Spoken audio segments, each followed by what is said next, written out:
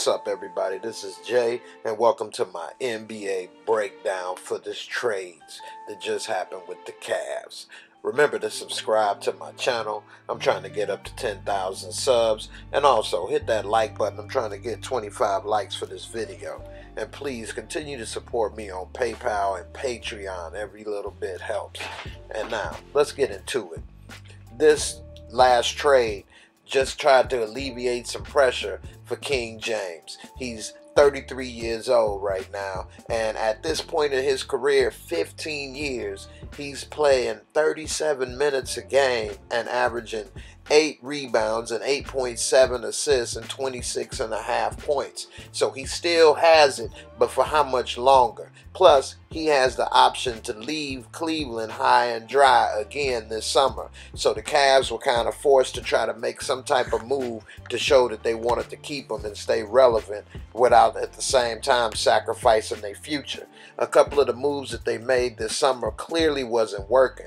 Namely, Isaiah Thomas trade. He was traded for Kyrie Irving this summer, mainly because Kyrie Irving no longer wanted to play with LeBron in Cleveland. So they tried to make a move. Everybody knew that Kyrie was on the out, so they wasn't going to give too much. And so at the time, it seemed the Cavs may have did good by getting Isaiah. But with him coming off an injury, it was clear he was hurt more than we had all realized. Isaiah is 28 years old, and yet with the Cavs, he was only able to average 27 minutes a game. He only played 15 games and was shooting 36% from the field, which is completely horrible. And then on top of that, he could only grab 2.1 rebounds, 4.5 assists, and average 14.7 points a game. Coming from a guy who was almost league MVP last year, nearly averaging 30 points a game, and also he brought the Celtics to the Eastern Conference Finals. And although he had suffered the injury and wasn't able to really compete in that Eastern Conference Finals, it was completely unexpected. And what the Celtics did is they got rid of him and left him high and dry when he thought he was going to be getting a Brinks truck backed up to him for his efforts. He was hurt by that, especially since he played injured. Even when his sister died in a car accident, he continued to play in the playoffs for Boston, and they pretty much threw him away when Kyrie Irving was on the table.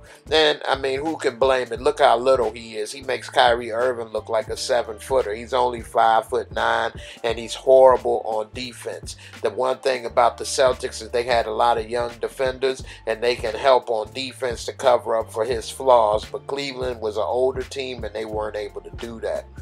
Part of that deal with the Isaiah trade was Jay Crowder. He was a 3D kind of guy, meaning you can hit the 3 and play D, but he played the same position as LeBron, which is small forward, and he couldn't get minutes and play on the court the same amount of time. And as a result of that right there, he had a significant drop in his stats and game effectiveness.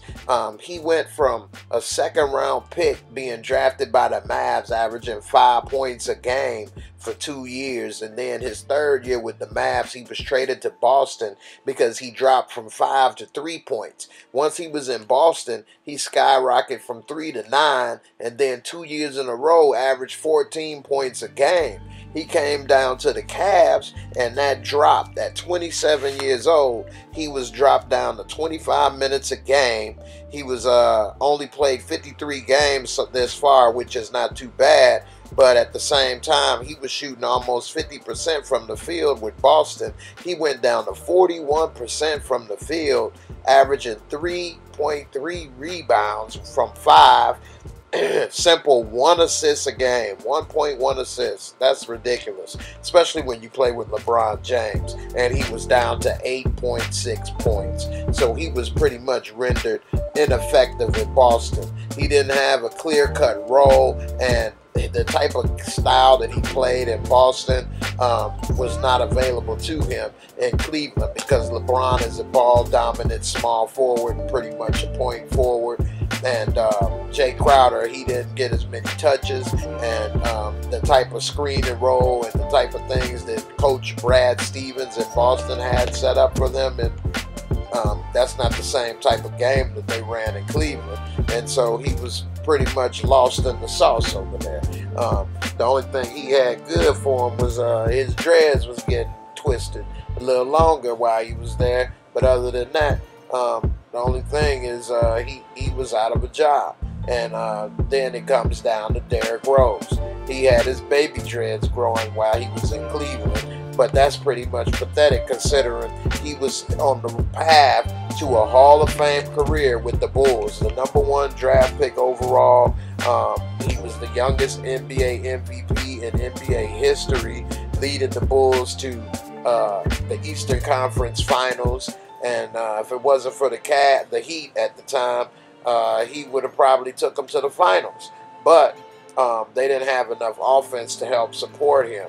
And he was trying to do everything, and he was pretty much good at it until we all know injuries to his knees and other things. A lot of people say he could have came back, but due to a lot of different reasons, maybe his family or himself or whatever the case, he missed whole seasons and majority of seasons, and he never was able to come back from being the old Derrick Rose. He went from averaging 25 points a game his MVP season to down to 16 points a game and then 17 points a game. And his attitude problem, he didn't want to risk this, he didn't want to risk that, because he was looking at getting another max contract when he already had a $100 million contract with the Bulls and a $250 million contract with Adidas for 10 years.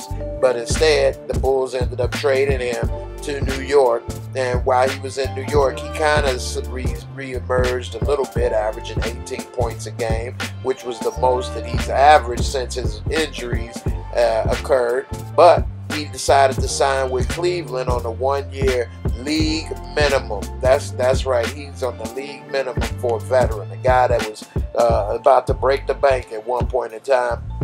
Now the only thing broken is his pocketbook for this year. I mean, of course, he got money still, hopefully left over. But nevertheless, his stats at 29 years old, he was rendered to 19 minutes a game, and he only played 16 games with the Cavs. He left with the Knicks with an unexcused absence, and then he did it again with the Cavs. He was down to 43% from the field and only grabbing 1.8 rebounds and 1.6 assists for a point guard.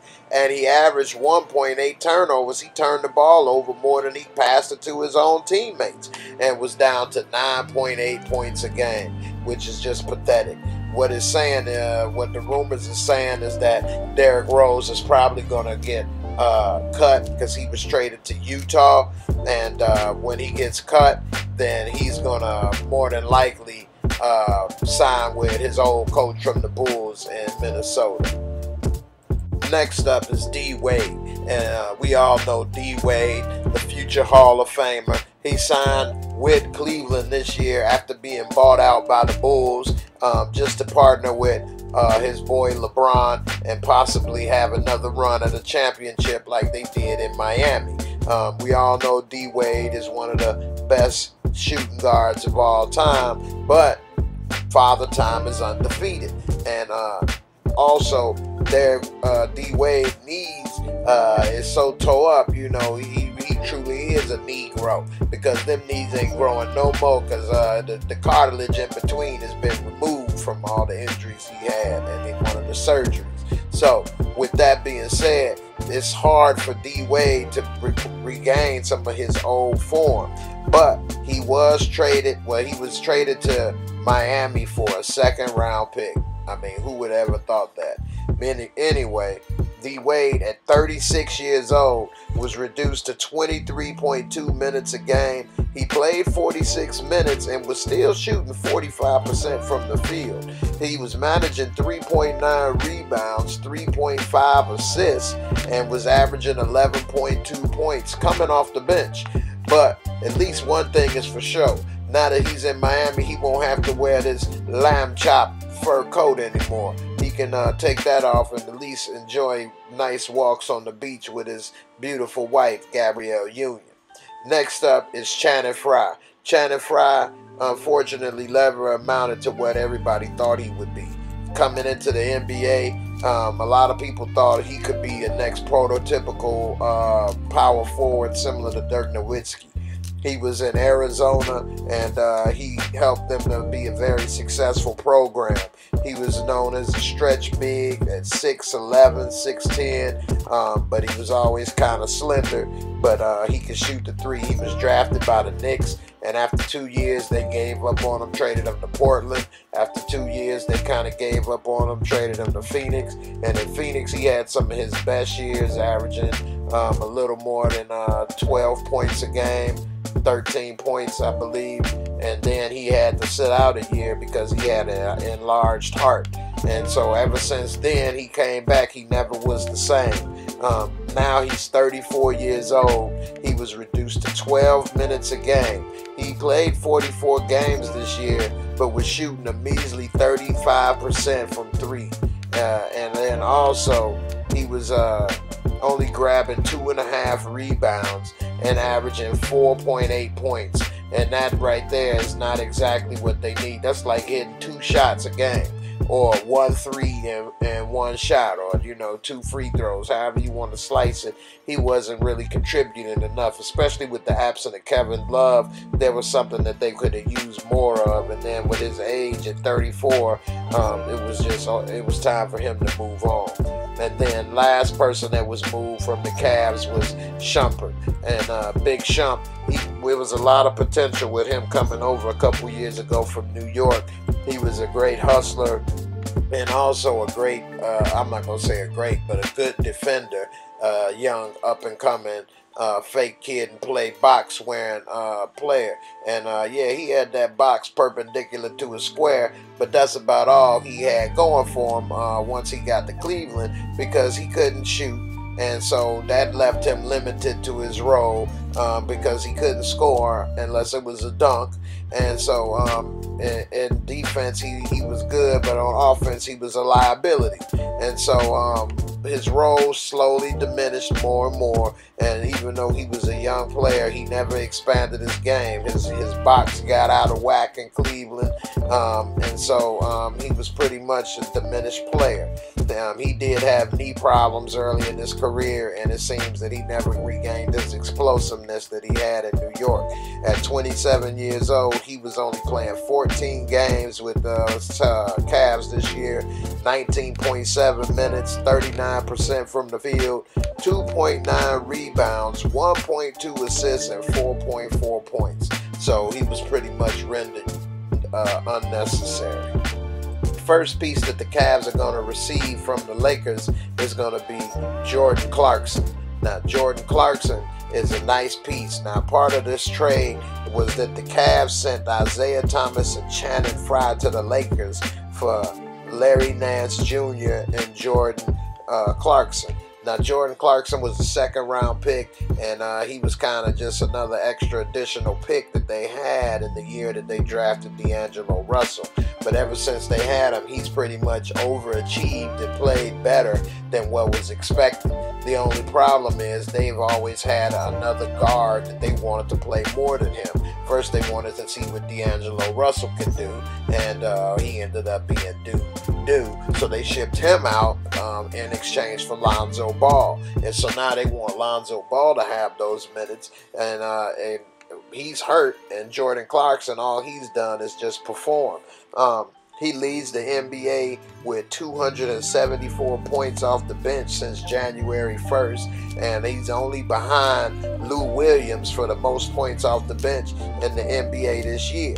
He's only 25 years old. He averages 53. He's played 53 games, averages 23 minutes a game, just 23, and yet he still shoots 45% from the field. He grabs 3 rebounds, 3.3 assists, and 14.5 points. And he can play either the point or the 2 guard. And he has good defense, especially compared to Isaiah Thomas.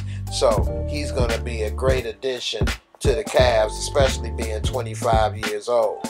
Next up, what we have for the Cavs is Larry Nance.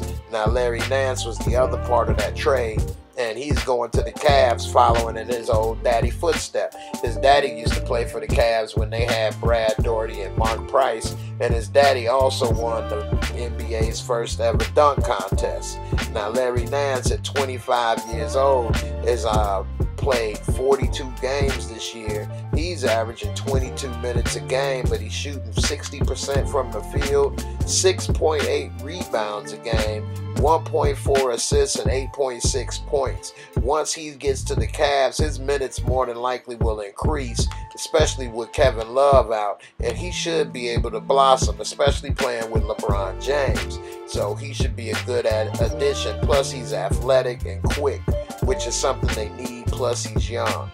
Next up, what the Cavs received was Rodney Hood.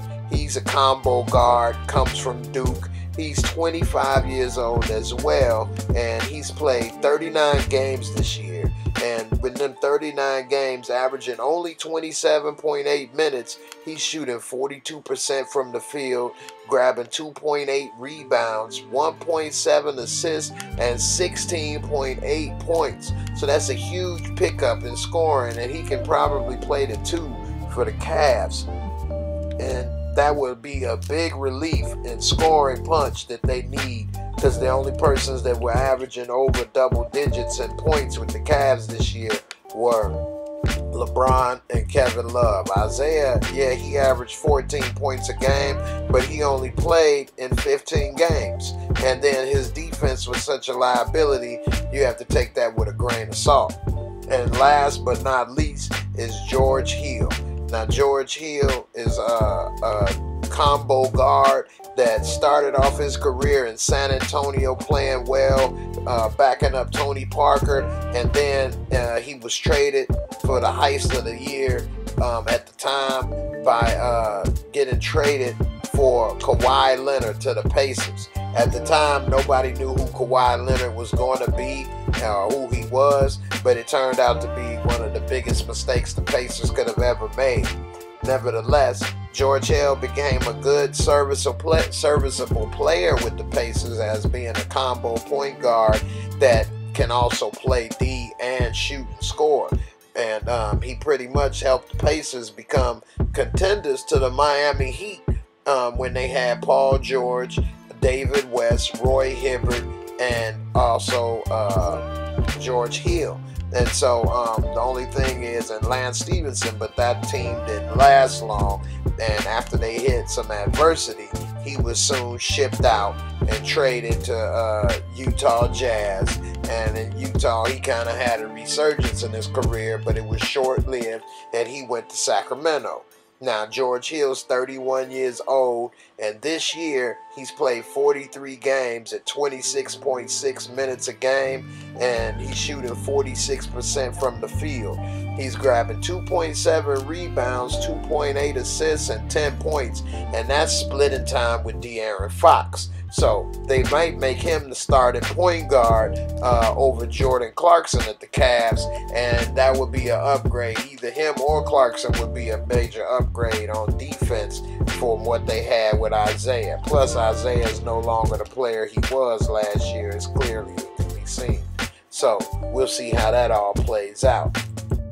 Hopefully, George don't tweak out and try to look like a little blondie dread over here with that, bleached hair he had in Indiana, and he keep his head on straight with LeBron. I mean, he had a lot of promise in Indiana, but then he started to tweak out. I don't know what he was up to, but I guess he had that blonde ambition like Madonna.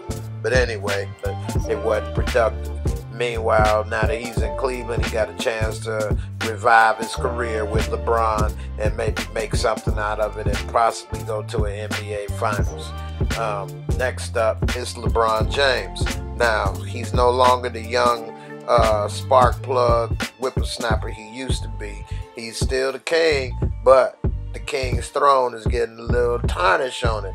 So he getting old. It's getting a little dust on that birth certificate. Look at that hairline. He looking old. He got more hair on his face than he do on his head. He may need to go get some of that Urlacher, that Brian Urlacher. If he can grow hair, so can King James.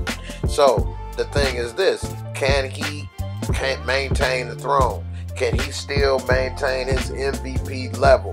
they're doing everything they can to keep him happy in Cleveland, but will he stay?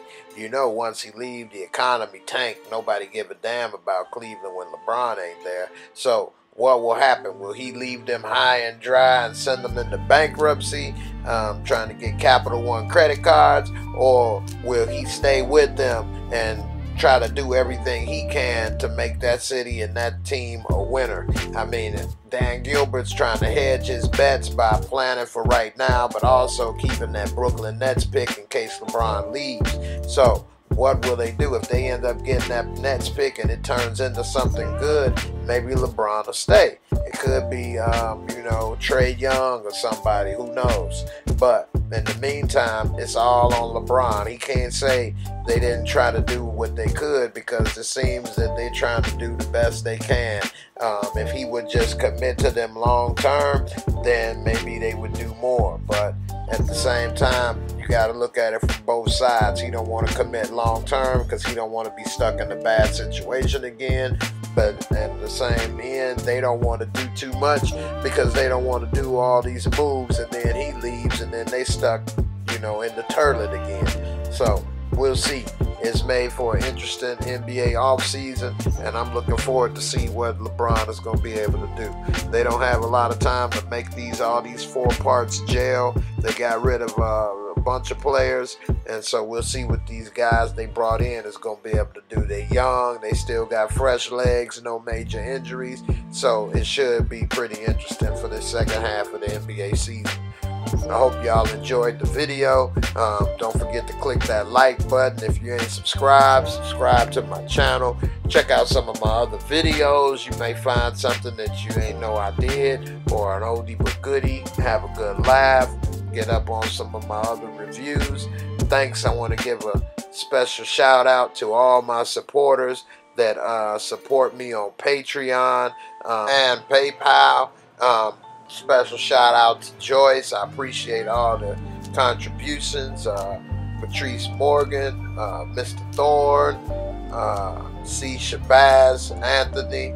Appreciate all the support. And for those, you can always give me support on Patreon.com. I'm going to start putting some videos, exclusive content there for all of my supporters. And in the end, you all peace. And I'll see you on the next video.